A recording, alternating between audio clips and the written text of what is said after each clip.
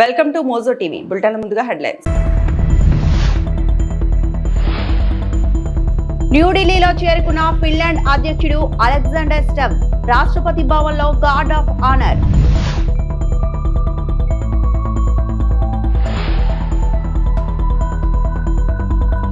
వంద రోజుల తర్వాత మళ్లీ సభలోకి ఏపీ పీఎస్సీ సవరణ బిల్లు పాస్.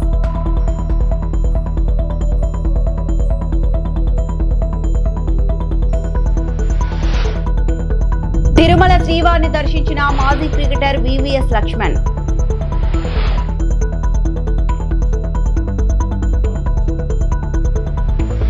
ఫిన్లాండ్ అధ్యక్షుడు అలెగ్జాండర్ స్టబ్ రాష్ట్ర పర్యటనలో భాగంగా న్యూఢిల్లీకి చేరుకున్నారు. ఆయనకు న్యూఢిల్లీలో ఘన స్వాగతం లభించింది.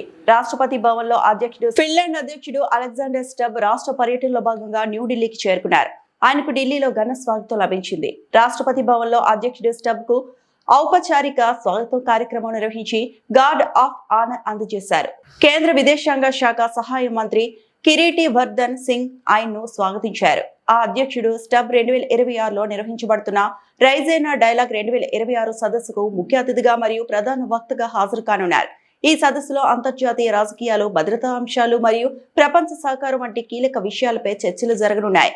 ఈ పర్యటన భారత్, ఫిన్లాండ్ మధ్య ద్వైపాక్షిక సంబంధాలను మరింత బలోపేతం చేస్తుందని అధికారులు పేర్కొన్నారు.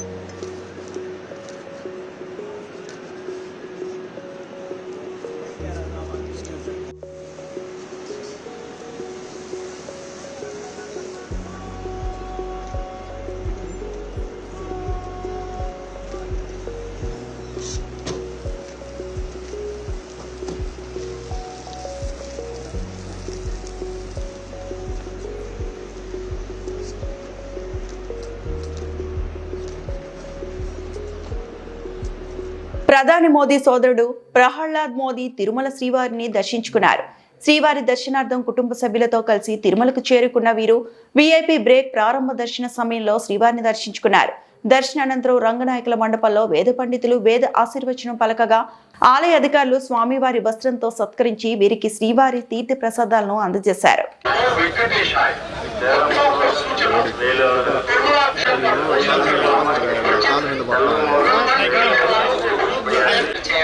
సామాజిక మాధ్యమాల్లో పోస్ట్ చేయడం నిషిద్ధం. చట్టపరమైనటువంటి చర్యలు తీసుకోబడతాయి. వెంకటేశాయ திருமலையில் அரசியல் சார்ந்த உரைகள் நிகழ்த்துவது, எதிர்ப்புக்குரிய காட்சிகளை உருவாக்கி சமூக ஊடகங்களில் பதிவிடுவது கடுமையாக தடை செய்யப்பட்டுள்ளது. விதிமுறைகளை மீறினால் சட்டப்படி நடவடிக்கை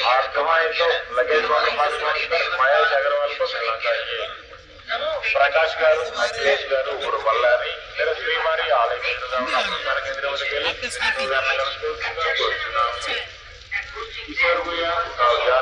आप जो है तो मंदिर को सामने वाले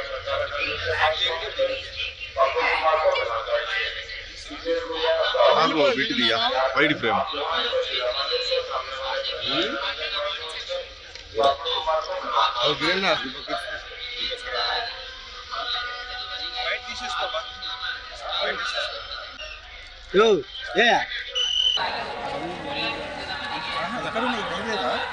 ట్రాక్టర్ అయినా ఇంటూరు లేరా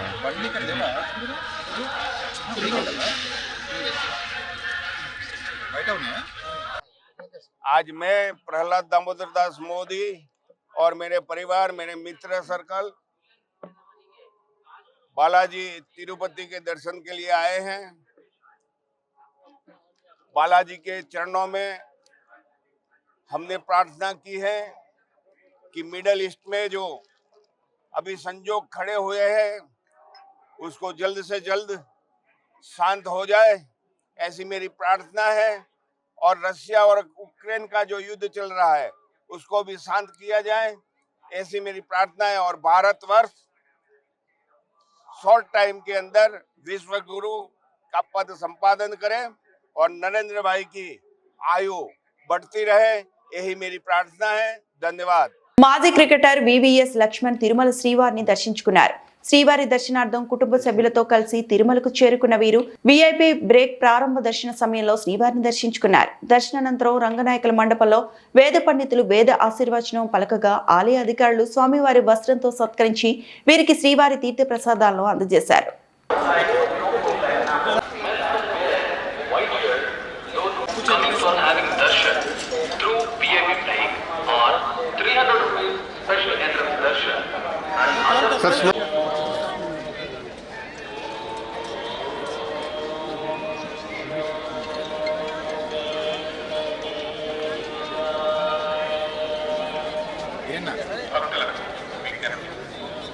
స్వామివారి ప్రత్యేక సేవలు విఐపి బ్రేక్ 300 రూపాయల దర్శనానికి వచ్చే భక్తులు భారతీయ సంప్రదాయంగా పాటించవలసిందిగా కోరడమైనది. అనగా పురుషులు తెల్లటి చొక్క, తెల్లటి పైక లేదా తోమలి, అలాగే స్త్రీలు చీర లేదా చున్నీతో కూడిన చూడీదారు మాత్రమే ధరించవలెను. ఏపీ పబ్లిక్ సర్వీస్ నియామకాల సవరణల బిల్లుకు శాసనసభ ఏకగ్రీవంగా ఆమోదం తెలిపింది. 2025 సెప్టెంబర్ 27న శాసనసభలో ఆమోదం పొందిన ఈ బిల్లు మండలికి వెళ్లింది. అక్కడ బిల్లును చర్చకు తీసుకోలేదు. 100 రోజులు దాటడంతో మళ్లీ బిల్లును మంత్రి లోకేష్ శాసనసభలో ప్రవేశపెట్టారు. ఫ్యాక్షన్ రాజకీయాల వల్ల నష్టపోయిన వారి కోసం ఈ బిల్లు ప్రవేశపెడుతున్నానని లోకేష్ తెలిపారు. వైకాపా హయాంలో రాష్ట్రంలో ఫ్యాక్షన్ హత్యలు జరిగాయని, బీసీ వర్గానికి చెందిన తోట చంద్రయ్యను కిరాతకంగా హత్య చేశారని ఆరోపించారు. చంద్రయ్య కుమారుడికి ఉద్యోగం ఇచ్చే బిల్లును ఆమోదించాలని కోరారు. ఈ బిల్లుకు శాసనసభ ఆమోదం తెలిపింది. శాసనసభ సెప్టెంబర్ 27, 2025 నాడు ఈ బిల్ని పాస్ చేసి శాసన మండలికి పంపిస్తాం జరిగింది అధ్యక్ష. శాసన మండలిలో ఈ బిల్ హౌస్లో లే అవుతాం జరిగింది అధ్యక్ష. దాని తర్వాత 100 రోజులు పూర్తయినాయి కనుక తిరిగి ఈ బిల్ మళ్ళీ శాసనసభకు వచ్చింది అధ్యక్ష. ఫ్యాక్షన్ రాజకీయాలకి ఆంధ్ర రాష్ట్రం అనేది ఒక అడ్రస్గా ఉండేది అధ్యక్ష. అలాంటిది 1995లో గౌరవ ముఖ్యమంత్రి శ్రీ నారా చంద్రబాబు నాయుడు గారు అధికారంలోకి వచ్చినప్పుడు ఏ పార్టీని చూడకుండా ఫ్యాక్షన్ రాజకీయాలకి ఫుల్ స్టాప్ పెట్టాలన్న లక్ష్యంతో ఆనాడు ఆయన ఒక యుద్ధం ప్రకటించారు అధ్యక్ష. ఒక పక్కన ఫ్యాక్షనిజం, ఇంకో పక్కన నక్సలిజం పైన కూడా ఆయన పోరాడారు అధ్యక్ష. అధ్యక్ష 2004 తర్వాత అధ్యక్ష ఆనాటి ముఖ్యమంత్రి రాజశేఖర రెడ్డి గారు ఆయన అధికారంలోకి వచ్చిన మొదటి 2 సంవత్సరాల్లో సుమారుగా 164 మంది తెలుగుదేశం పార్టీ కార్యకర్తల్ని అతి దారుణంగా కిరాతకంగా చంపేస్తాం జరిగింది అధ్యక్ష. ఇది ప్రత్యేకంగా ఆనాడు ఉమ్మడి అనంతపూర్ జిల్లాలో జరిగింది అధ్యక్ష. ఇక్కడ పెద్దలు చాలా మంది సీనియర్ శాసనసభ్యులు కూడా ఉన్నారు. ఆనాడు బృందం వేసి వీళ్ళు వెళ్ళి అక్కడ ఒక కుటుంబాన్ని పరామర్శించడానికి వెళ్తే అధ్యక్ష ఆ క్షణంలోనే మళ్ళీ ఇంకో ఫోన్ వచ్చి ఇంకో కుటుంబంలో కూడా హత్య జరిగింది, ఆ కుటుంబాన్ని కూడా మీరు కలవాల్సి వస్తుంది, వెళ్ళండి కలవండి అని చెప్పారు అధ్యక్ష. అలా ఎన్నో హత్యలు జరిగినాయి. ఆనాడు చంద్రబాబు నాయుడు గారు ఫ్యాక్షన్ కుటుంబంలో అంటే ఒక హత్య జరిగింది ఫ్యాక్షన్ వల్ల, ఆ పిల్లలు తిరిగి ఫ్యాక్షన్లోకి వెళ్ళకూడని హైదరాబాద్లో ఎన్టీఆర్ మోడల్ స్కూల్ అనేది ఏర్పాటు చేశారు అధ్యక్ష. ఆ పిల్లల్ని సొంత పిల్లల్ని చదివించే విధంగా, అంటే నాకు కూడా అంత సమయం ఆయన ఎప్పుడు కేటాయించలేదు, కానీ ఫ్యాక్షన్ దాడిలో చనిపోయిన ఎవరైతే ఉన్నారో వాళ్ళ పిల్లల్ని చదివించడానికి గౌరవ ముఖ్యమంత్రి గారు పర్సనల్ తీసుకుని ఆల్మోస్ట్ నెలకు ఒకసారి వెళ్ళి ఆ పిల్లలతో మాట్లాడి కౌన్సిలింగ్ చేసి మీరు ఫ్యాక్షన్లోకి వెళ్ళొద్దు అని చెప్పడం జరిగింది అధ్యక్ష. భారతదేశ చరిత్రలో ఏ రాజకీయ పార్టీ ఇది చేయలేదు అధ్యక్ష. కేవలం ఒక తెలుగుదేశం పార్టీ ఒక బాధ్యతగా అది ముందలు తీసుకెళ్ళింది అధ్యక్ష. సో ఏ పార్టీ అయినా అవ్వచ్చు, ఏ పార్టీకి సంబంధించిన వాళ్ళు అవ్వచ్చు, కానీ ఫ్యాక్షన్ రాజకీయాలకి ఫుల్ స్టాప్ పెట్టాలి అధ్యక్ష. తిరుమల లడ్డు కల్తీ అంశంపై శాసనమండలిలో జరిగిన చర్చలో మంత్రి నారా లోకేష్ మాట్లాడారు. లడ్డూలో కల్తీ జరిగిందా లేదా అనేది తప్ప వైకాపా సభ్యులు మిగిలినవన్నీ మాట్లాడుతున్నారు. కల్తీ జరిగిందని సిబిఐ నివేదికలో స్పష్టంగా ఉంది. వైవి సుబ్బారెడ్డి కూడా దీనిని ఒప్పుకున్నారు. ప్రస్తుతం మార్కెట్లో నెయ్యి ధర పెరిగింది. వాళ్ళు చేసినట్లు మేము కూడా కల్తీ చేసిన నెయ్యి వాడాలా? తప్పు చేసిన వారిని దేవుడు వదిలిపెట్టాడు అని లోకేష్ మండిపడ్డారు. కామన్ సెన్స్ ఉండాలి. నంబర్ 2. నంబర్ 3 అధ్యక్ష, మళ్ళీ నేను ఛాలెంజ్ చేస్తున్నా అధ్యక్ష, మీరు అనుమతి ఇచ్చింది చర్చ పైన లడ్డూలో కల్తీ జరిగిందా లేదా అది తప్ప అన్ని మాట్లాడతారు అధ్యక్ష. సిబిఐ చార్జ్ షీట్ లో మాధవ్ గారికి కామన్ సెన్స్ తక్కువ అనుకుంటా. సిబిఐ రిపోర్ట్ లో చాలా స్పష్టంగా కల్తీ జరిగింది అని వచ్చింది. వైవి సుబ్బారెడ్డి గారు కల్తీ జరిగిందని వచ్చింది చెప్పమనండి. రెండోది ఈరోజు ఏమంటున్నారు అధ్యక్ష వీళ్ళు తెలియపోవచ్చు. ఇప్పుడు మార్కెట్ ప్రైస్ పెరిగింది. నెయ్యి కల్తీ చేసి నెయ్యి సప్లై చేయమంటారా 300 రూపాయలకి? వాళ్ళు చేసినట్టు నెయ్యిని కల్తీ చేసి సప్లై చేయమంటారా? ఈ రోజు కామన్ సెన్స్ గూగుల్లో చెక్ చేయొచ్చు ఎంతుందో మార్కెట్ ప్రైస్ మీకు తెలుసు. కావాలని ఆరోపణలు చేశాను మీరున్నారు ఇక్కడ. మళ్ళీ చెప్తున్నా మా కుటుంబం కానీ అపారమైన గౌరవం దేవుడు అంటే. మేము ఏనాడు మాకు రైట్ ఉన్నా ముఖద్వారం నుంచి నడవాలా, క్యూ కాంప్లెక్స్ నుంచి వెళ్ళిన ఘనత మాది. మీ నాయకుడు కనీసం సంతకం పెట్టాలా? మీరే మాడతారు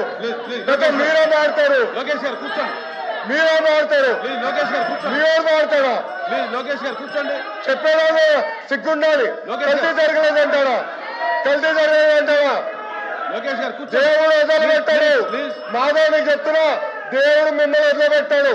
టైం అంటే వేసుకో బ్రదర్. ఆంధ్రప్రదేశ్ రాష్ట్రంలో ప్రైవేటు భూముల్లో ఎంఎస్ఎంఈ పార్కుల అభివృద్ధికి ప్రభుత్వం సుముఖంగా ఉందని మంత్రి కొండపల్లి శ్రీనివాస్ తెలిపారు. శాసనసభ ప్రశ్నోత్తరాల సమయంలో సభ్యులు అడిగిన ప్రశ్నలకు సమాధానమిస్తూ మంత్రి ఈ విషయాన్ని వెల్లడించారు.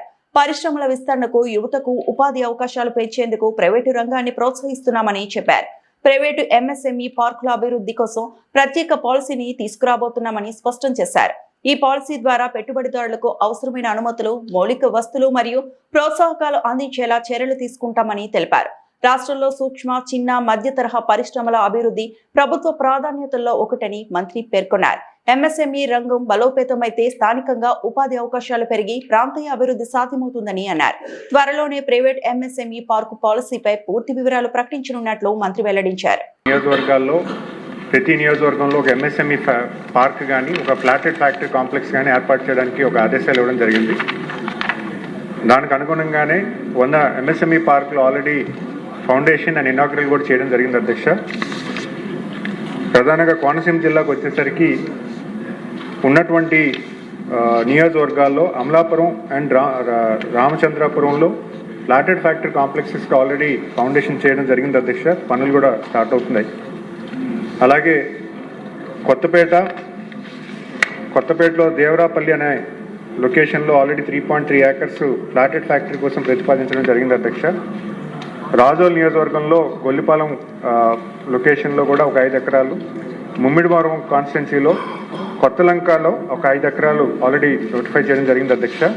ఇది ఫేజ్ 3లో ఈ నియోజకవర్గాల్లో ఫ్లాటెడ్ ఫ్యాక్టరీస్ ఏర్పాటు చేయడం జరుగుతుంది అధ్యక్ష. ముఖ్యంగా గౌరవ ముఖ్యమంత్రి గారు రూరల్ ఎంప్లాయ్మెంట్కి ప్రధానంగా పెద్దపీట వేస్తూ ప్రైవేట్ ఎంఎస్ఎంఈ పార్క్ పాలసీ కూడా పెట్టడం జరిగింది అధ్యక్ష. మీ ద్వారా ప్రజలందరికీ తెలియజేస్తుంది ఏంటంటే, ఎవరికైనా ఒక ప్రైవేట్ ల్యాండ్ ఎవరికైనా ఉంటే ఎంఎస్ఎంఈ పార్క్ని డెవలప్ చేసుకోవడానికి కూడా ఈరోజు ప్రభుత్వం అవకాశం కల్పిస్తుంది. అంటే ఇక్కడ గవర్నమెంట్ ల్యాండ్ తీసుకోవడం జరుగుతుంది.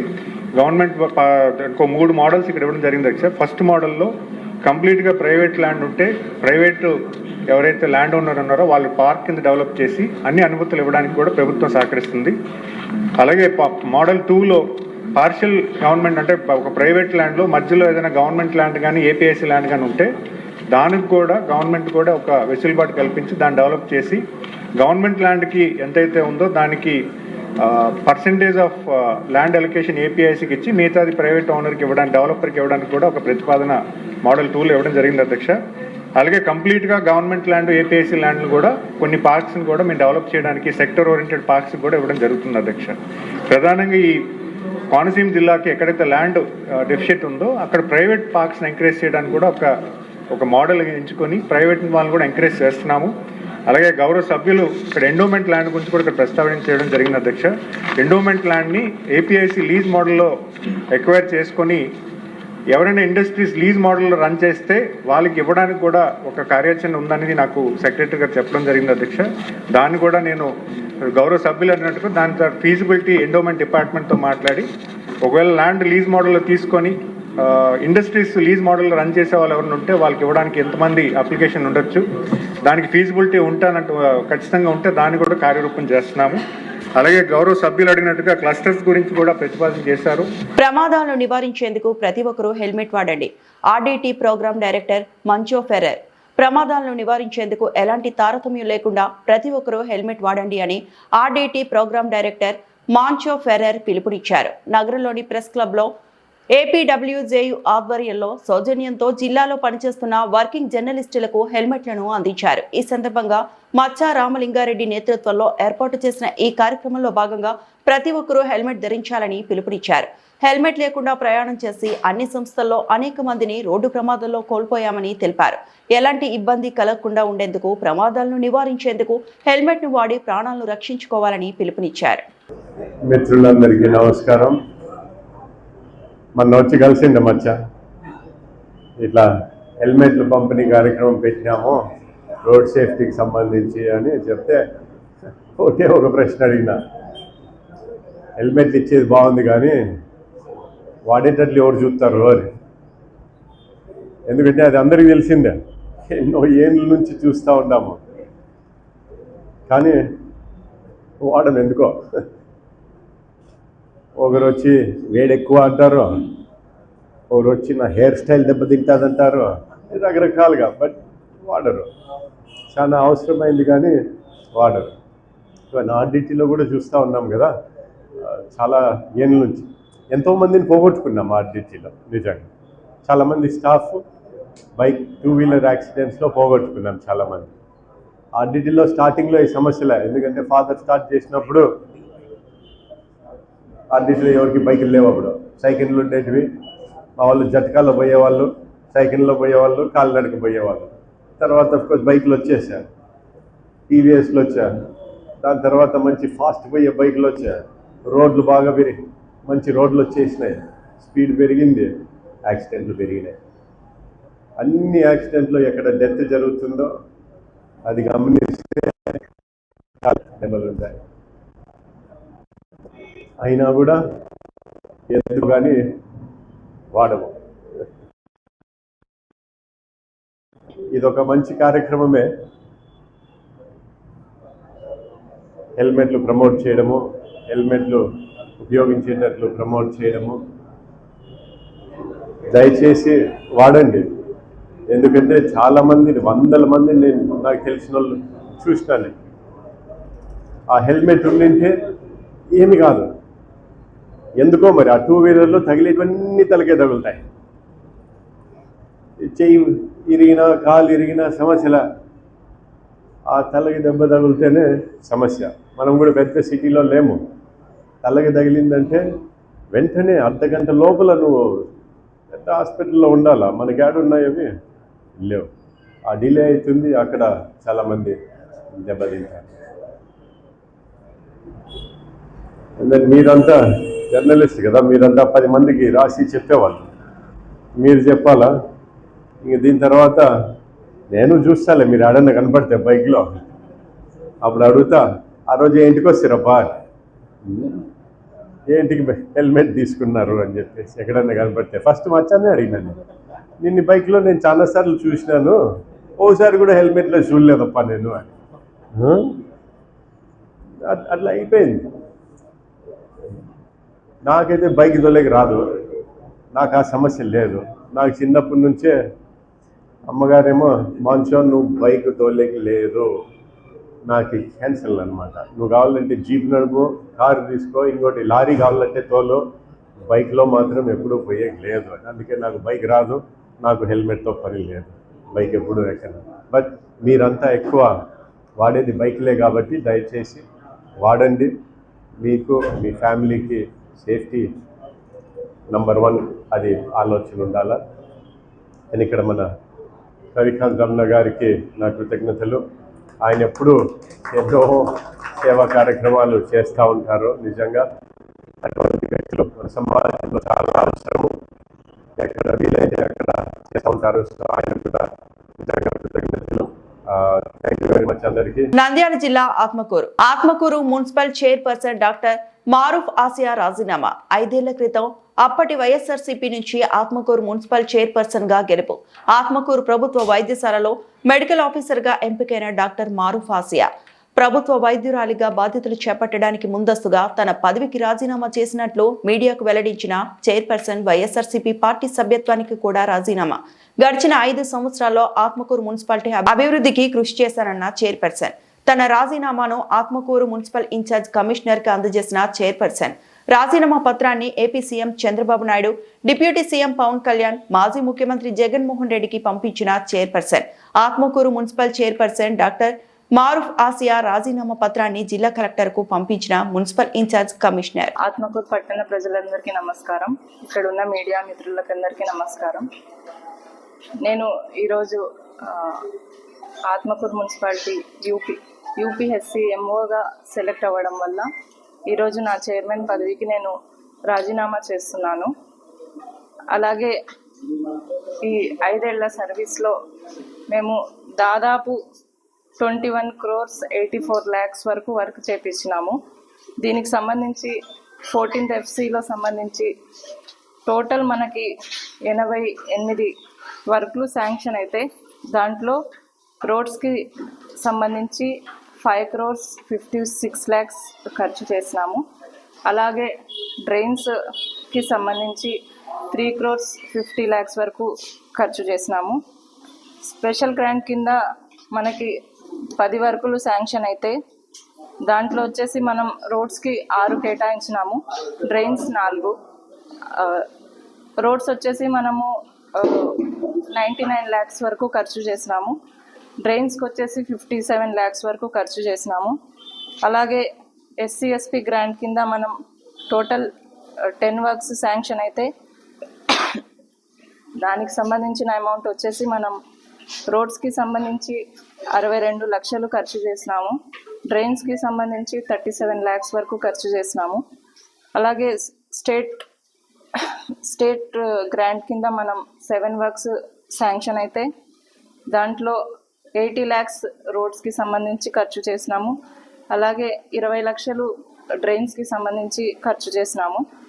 గడప గడప మన ప్రభుత్వం కింద మనం 83 వర్క్స్ శాంక్షన్ అయితే దాంట్లో దాదాపు 1,55,00,000 రోడ్స్కి సంబంధించి ఖర్చు చేసినాము. డ్రైన్స్కి సంబంధించి 1 crore 4 lakhs వరకు ఖర్చు చేసినాము.